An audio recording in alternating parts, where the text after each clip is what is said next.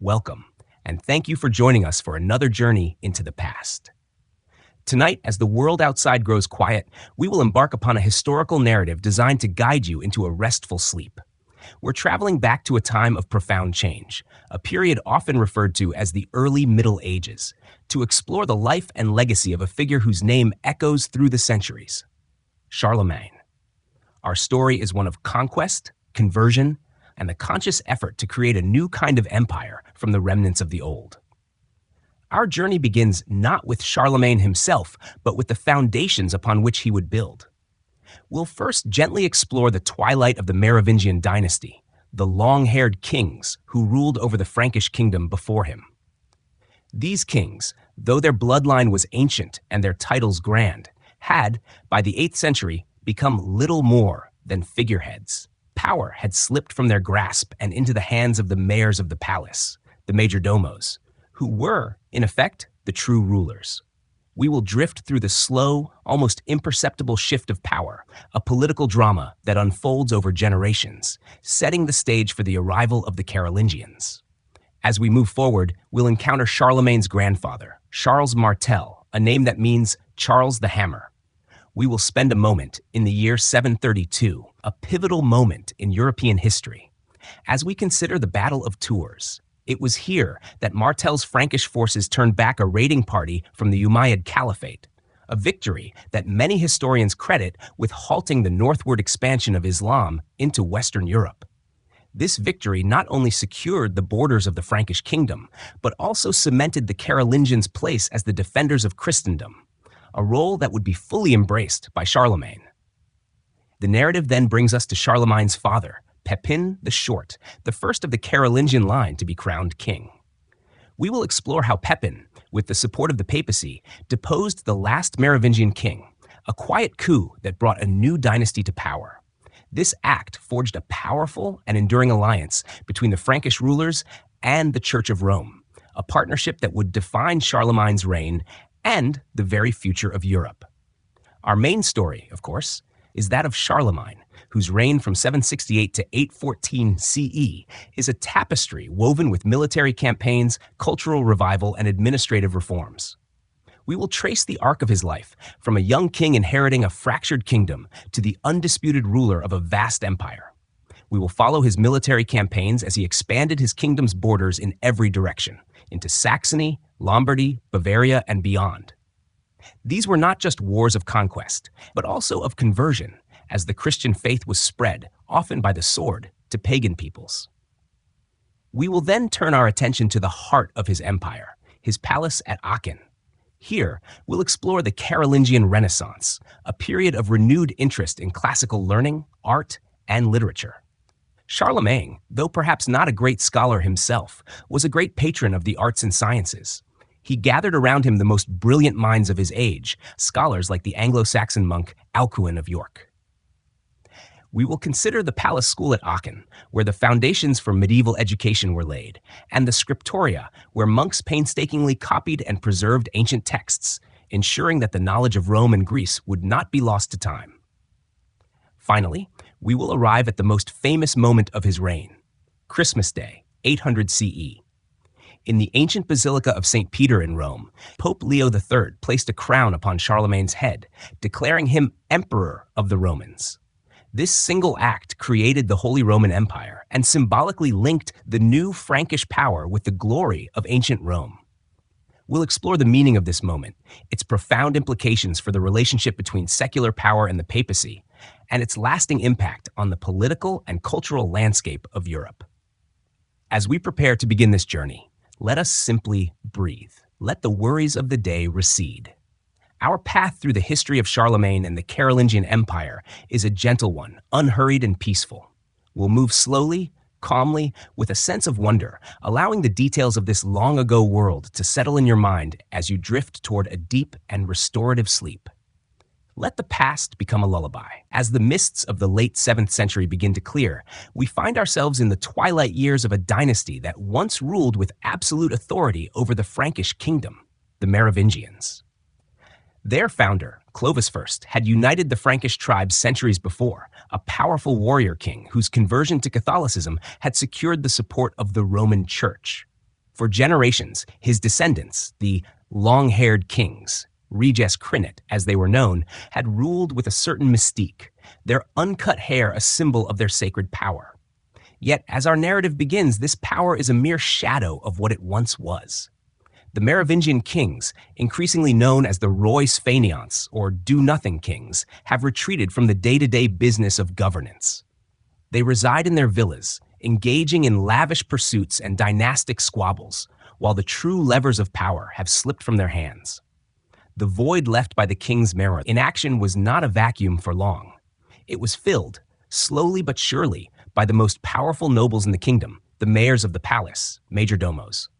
Initially, these officials were merely the chief stewards of the royal household, managing the affairs of the court.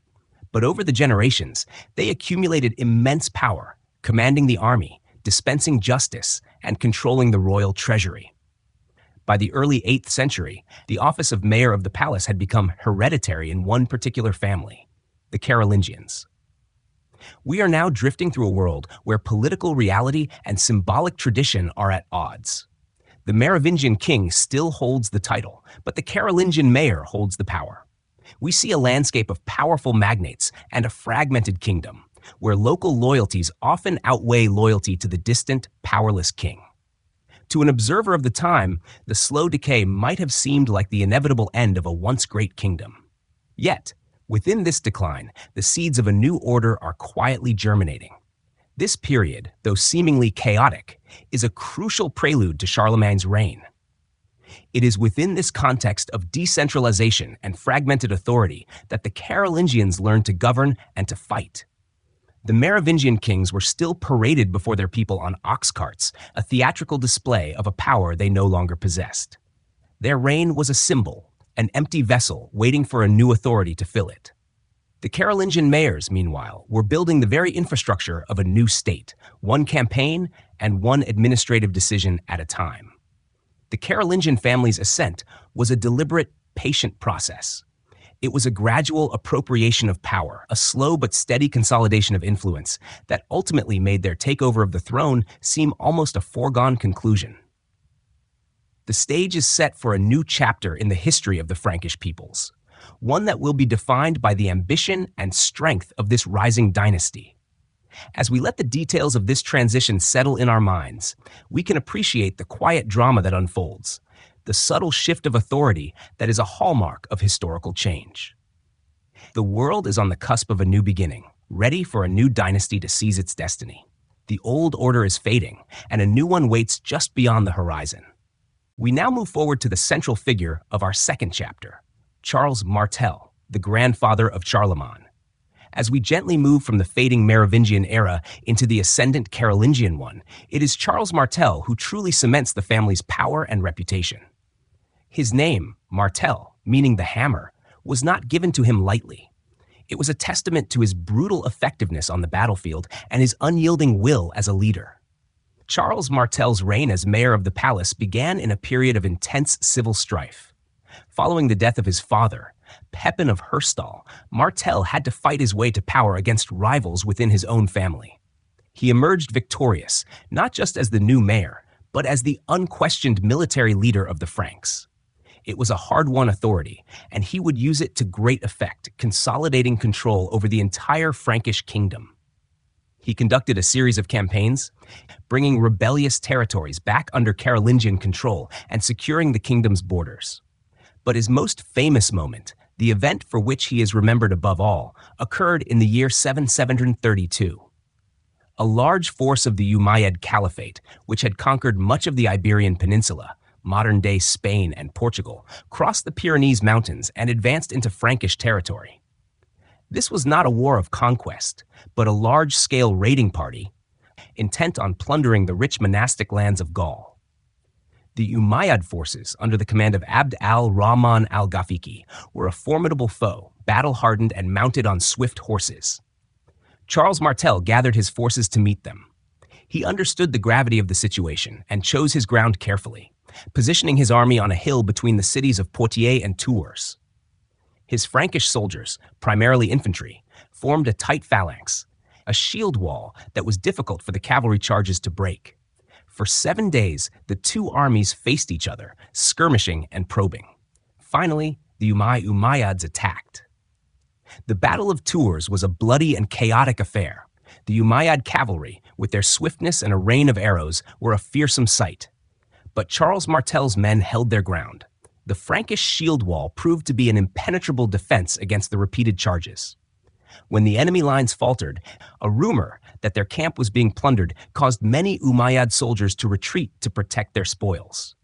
This created a decisive opportunity for Martel's forces. At the end of the day, the Umayyad commander was dead, and the remaining forces withdrew under the cover of night. This victory was a monumental achievement. It secured Charles Martel's legacy as the savior of Christendom, a defender of the Frankish lands and the Christian faith against a new and powerful foe. Historians still debate the true long-term consequences of the battle, but there is no doubt that it was a pivotal moment. It demonstrated the military strength of the Carolingians and solidified their reputation as the protectors of the faith. It was this foundation of military might and religious legitimacy that Charlemagne would one day inherit. As we let the echoes of the battle fade, we can appreciate how the hammer laid the groundwork for the great empire that was yet to come. The Carolingian ascent was no longer a quiet coup. It was now a matter of decisive victory and undeniable strength. The world was watching, and the Franks were proving their worth. With the stage set by Charles Martel's military prowess, our narrative now moves to the next crucial figure in the Carolingian dynasty, his son, Pepin the Short. Pepin's story is one of transition, a clever and deliberate move from the shadow of the Merovingian kings to the throne itself. While his father had been content to rule as mayor of the palace, holding the true power without the royal title, Pepin had greater ambitions. He understood that for the Carolingians to truly establish their legacy, they needed to legitimize their rule not just through military might, but through divine sanction. The final years of the Merovingian kings were a poignant display of a dying order. Childeric III, the last Merovingian king, was a weak figurehead with no real authority. Pepin, ruling as mayor of the palace, commanded the army, controlled the treasury, and made all the important decisions. The contradiction was becoming untenable. So, in the year 751, Pepin made a bold and pivotal move. He sent an embassy to Pope Zachary in Rome, posing a simple but profound question. Who ought to be king, he who has the name of king, or he who has the power of king? The Pope, facing his own political and military challenges from the Lombards in Italy, saw a powerful new ally in the Franks. He replied that it was better for the person with the real power to also hold the title. With the Pope's blessing, Pepin had the final piece of legitimacy he needed. The transition was swift and, by all accounts, bloodless.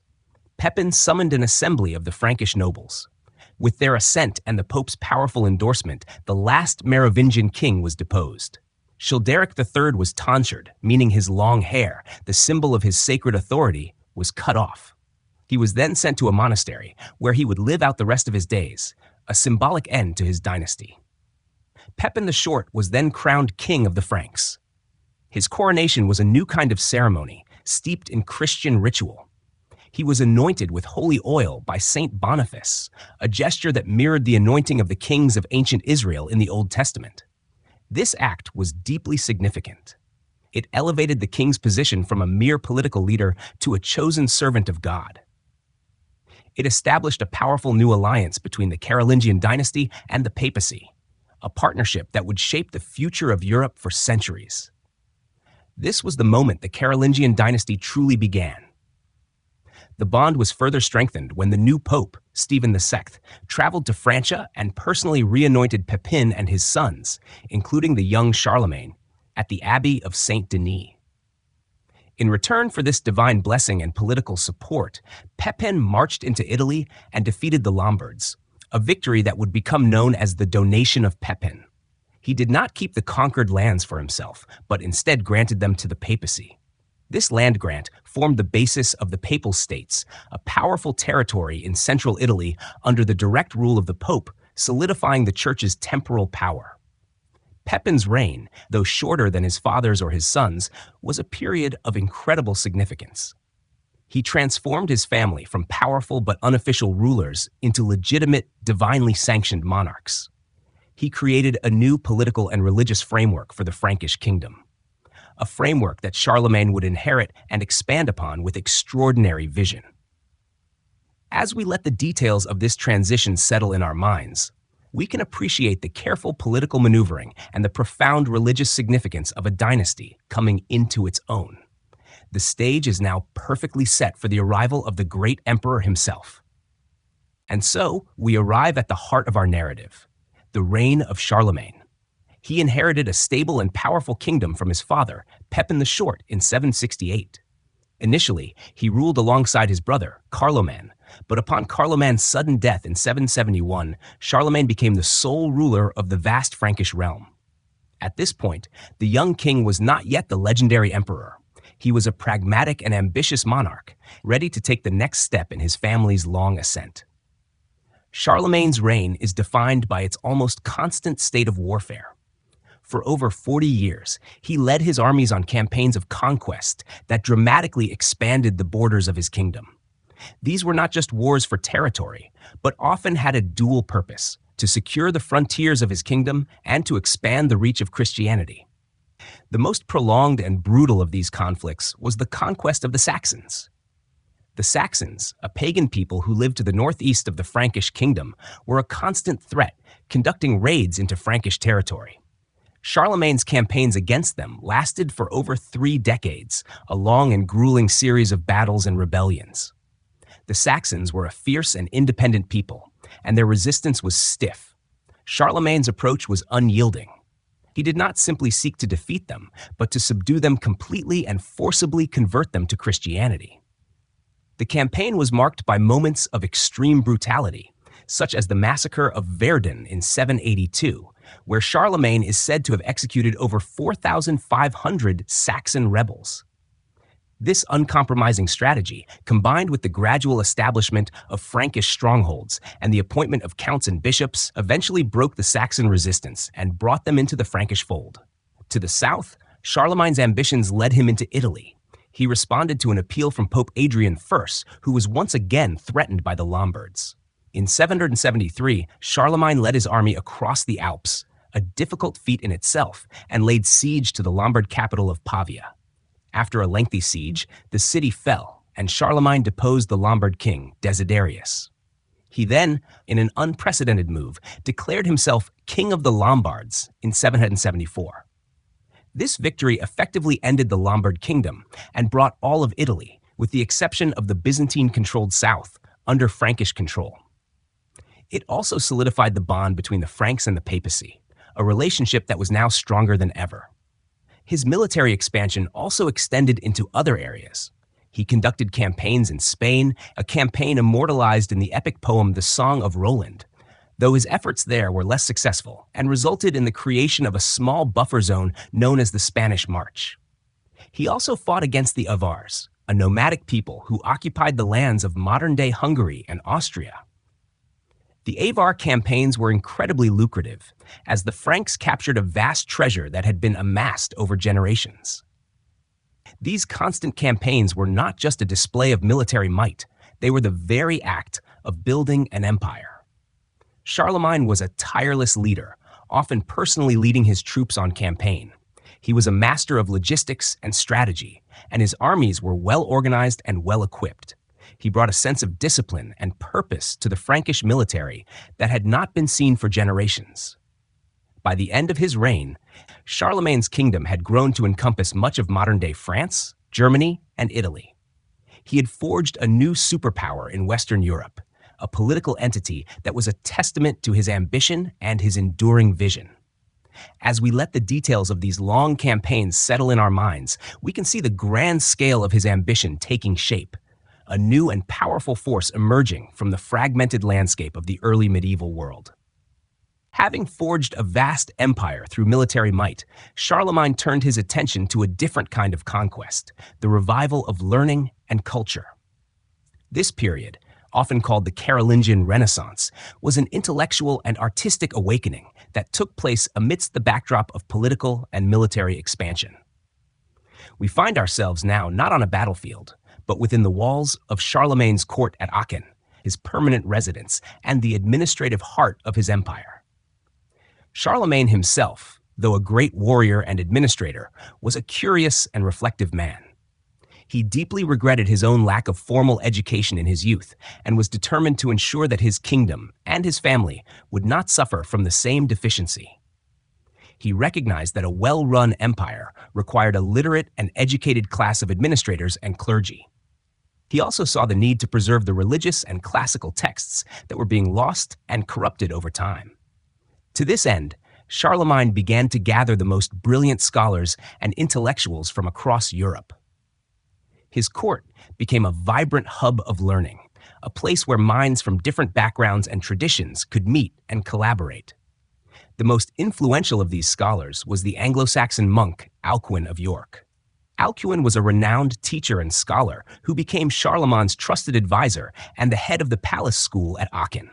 Under Alcuin's guidance, the school became a center for the study of the liberal arts, including grammar, rhetoric, and logic. One of the most significant achievements of the Carolingian Renaissance was the reform of writing. In the early Middle Ages, different regions had developed their own styles of script, many of which were difficult to read. The scholars at Aachen created a new, clear, and uniform script known as Carolingian minuscule. This script was far more legible than the older scripts and became a standard throughout the empire. Its development made it easier to copy and disseminate texts, a crucial step in the preservation of knowledge. It is a testament to its effectiveness that Carolingian minuscule would later become the basis for the modern lowercase alphabet we use today. Charlemagne's patronage extended to the arts as well. He commissioned the construction of grand buildings, the most famous of which is the Palatine Chapel in Aachen. This magnificent chapel, with its soaring dome and intricate mosaics, was inspired by the churches of Rome and Ravenna. It was a tangible symbol of Charlemagne's power and his desire to recreate the grandeur of the Roman Empire.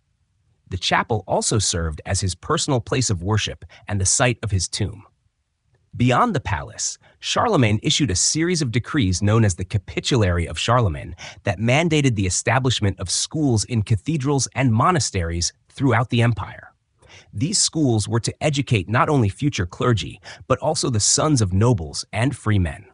This was an unprecedented effort to spread literacy and learning beyond the kinds of the court and the monastery. The focus was on ensuring that the clergy could read and understand the Bible and liturgical texts accurately, but the broader effect was a genuine intellectual revival.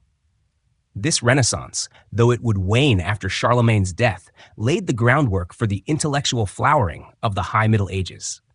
It saved countless ancient manuscripts from oblivion, reformed the tools of writing, and created a new standard for education.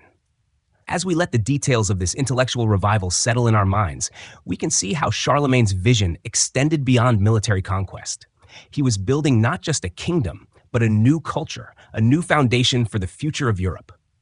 Our gentle journey now brings us to the most significant event of Charlemagne's life, a moment that would forever alter the course of European history: his coronation as Emperor of the Romans on Christmas Day in the year 800.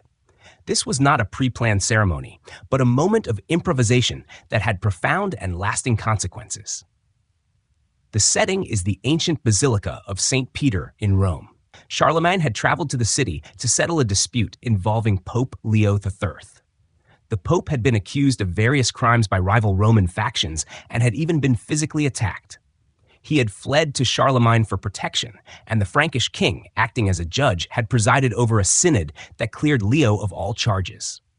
The Pope, restored to his position and eternally grateful, had an opportunity to repay the powerful Frankish king.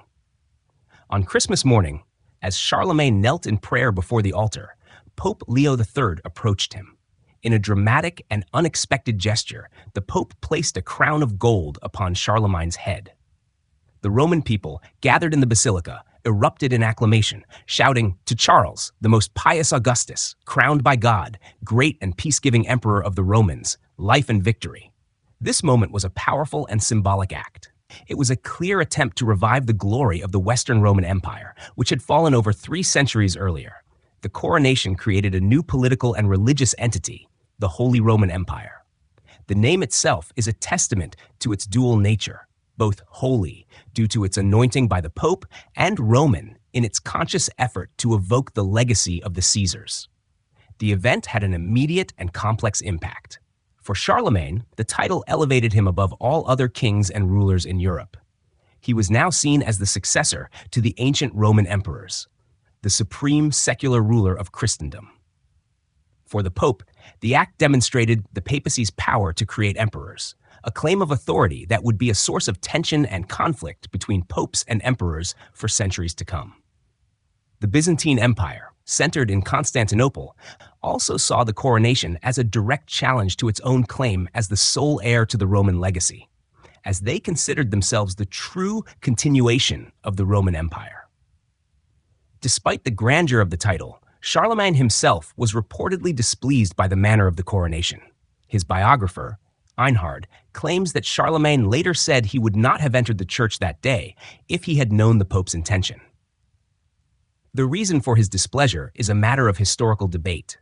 Perhaps he was concerned about the perception that his power derived from the Pope, or perhaps he preferred to take the title in a more planned and controlled manner. Regardless of his personal feelings, the coronation was a reality. It solidified the alliance between the Franks and the papacy and established a new and powerful political order in Western Europe. It gave a new sense of identity and purpose to a fragmented continent, an identity that would endure in various forms for 1,000 years. As we let the details of this world-changing moment settle, we can appreciate how one spontaneous act in a Roman basilica could shape the political and religious destiny of an entire continent. The Frankish king was no more.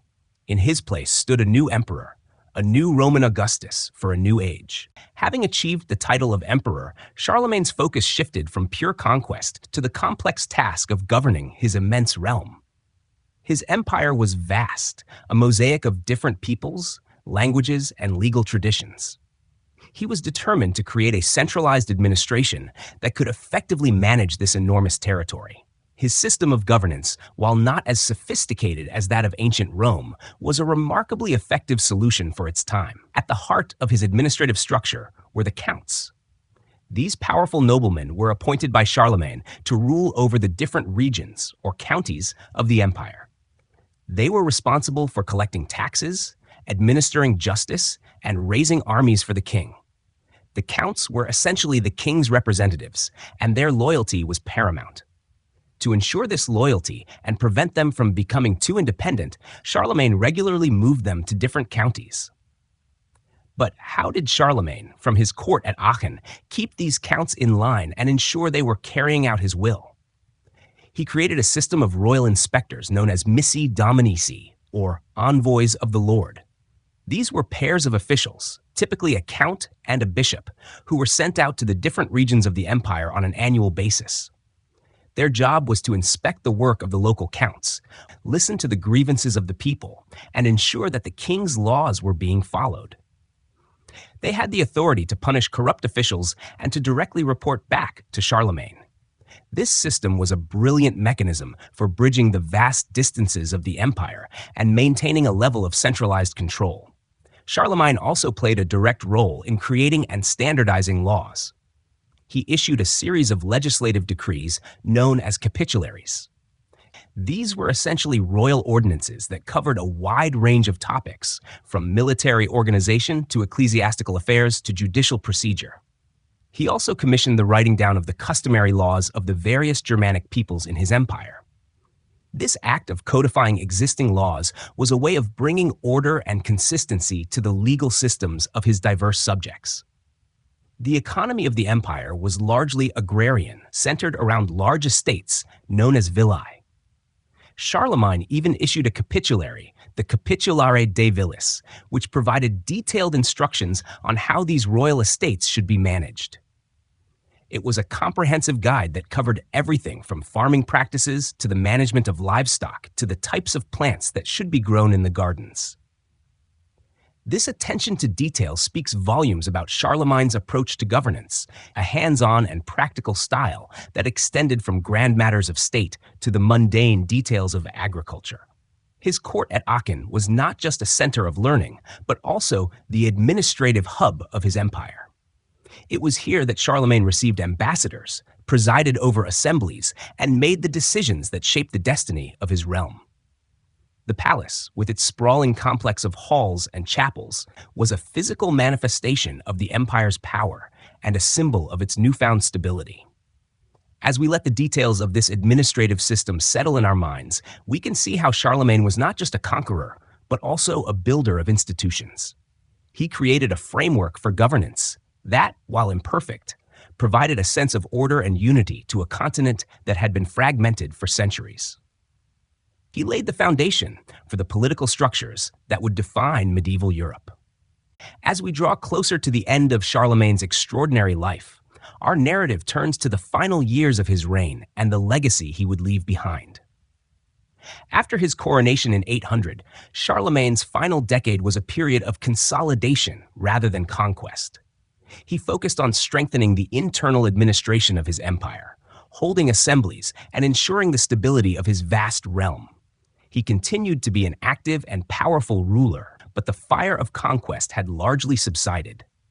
Charlemagne's health began to fail in the early 9th century. His later years were marked by a concern for the succession. He had many children, but only one of his legitimate sons, Louis the Pious, outlived him. In 813, in a ceremony at Aachen, Charlemagne personally crowned Louis as his co-emperor, a deliberate act to ensure a smooth and peaceful transition of power. This was a conscious effort to avoid the fragmentation that had plagued previous dynasties. On January 28, 814, Charlemagne died at his palace in Aachen. He was about 72 years old, an impressive age for a medieval monarch. He was buried in the Palatine Chapel, the magnificent building he had commissioned and where he had spent so much of his final years. The tomb was simple and powerful, a reflection of his status as a warrior king and a Christian emperor. The epitaph read simply, "Here rests the body of Charles, great and orthodox emperor, who gloriously enlarged the kingdom of the Franks and happily governed it for 47 years." Charlemagne's death was a moment of profound significance. He had, through sheer force of will, created a new empire out of the wreckage of the old Roman world and the fractured Germanic kingdoms. His legacy was immense. He had not only unified a vast territory, but had also created a sense of shared identity among its diverse peoples. His reign was seen as a golden age, a moment of order and stability in a turbulent period of history. The immediate aftermath of his death, however, hinted at the fragility of his creation. While Louis the Pious inherited the entire empire, his reign was marked by internal conflicts among his own sons. Charlemagne's careful plan for a unified succession would ultimately be undone by the Frankish tradition of dividing the kingdom among a ruler's heirs. The seeds of this fragmentation were already present, and Charlemagne's singular genius was what had held them at bay. Yet, his legacy endured in many forms. The concept of the Holy Roman Empire, though a shadow of Charlemagne's original, would continue to exist for 1,000 years. His promotion of learning and the arts, the Carolingian Renaissance, would lay the groundwork for the intellectual flowering of the later Middle Ages. The Carolingian minuscule script he sponsored would become the foundation of modern European handwriting. His efforts to standardize currency and weights and measures would also have a lasting impact on European economic life. As we conclude this chapter, we can see Charlemagne as a transitional figure, a bridge between the ancient world and the medieval one. He was a Roman emperor in all but name, yet also a Frankish king, deeply rooted in Germanic traditions. He was a conqueror who was also a patron of learning. He was a devout Christian who did not hesitate to use the sword to spread his faith. His life was a complex tapestry of ambition, faith, and vision, and it is a story that continues to fascinate and inspire. His final rest in the beautiful chapel he built is a fitting symbol of a man who sought to create a new, enduring order in a chaotic world.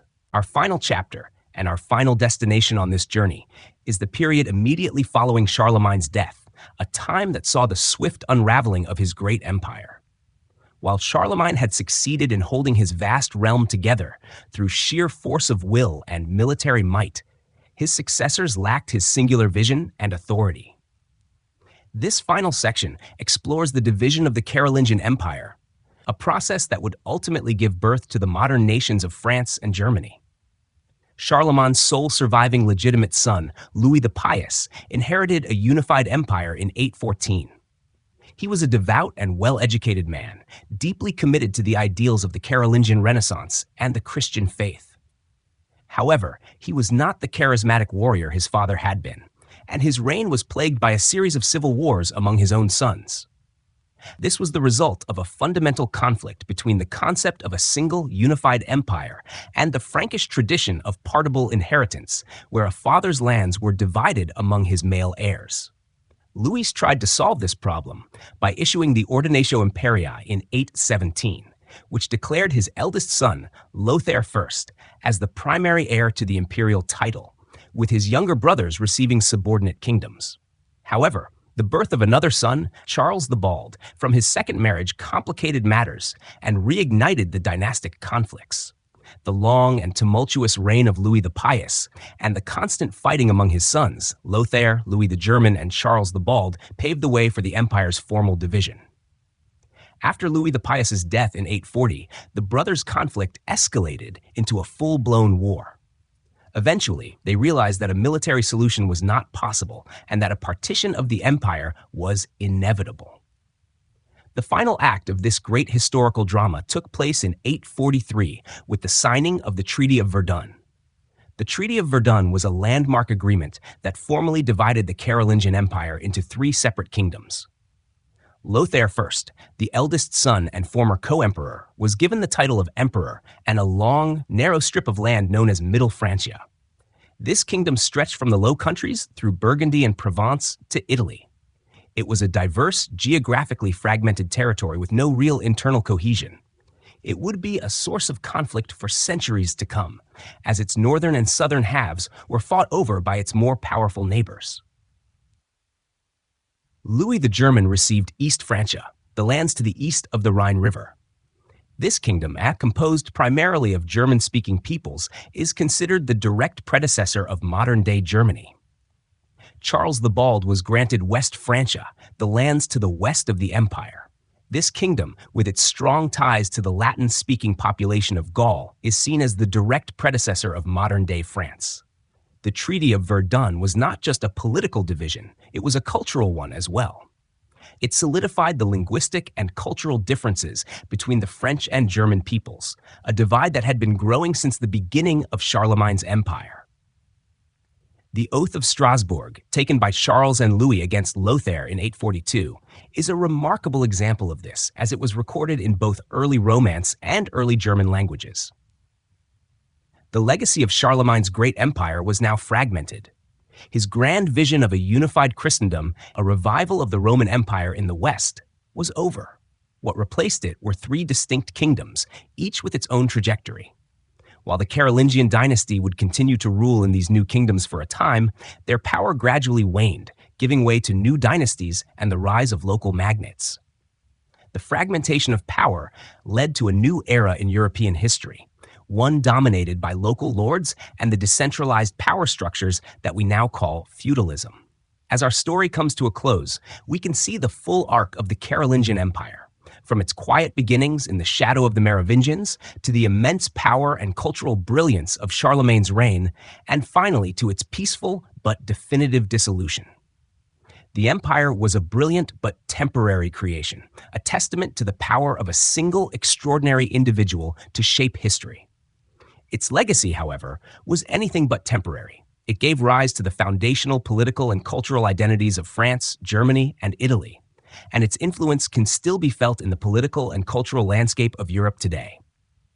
We end our journey here, with the echoes of Charlemagne's ambition fading into the distant past, leaving behind the seeds of the world to come.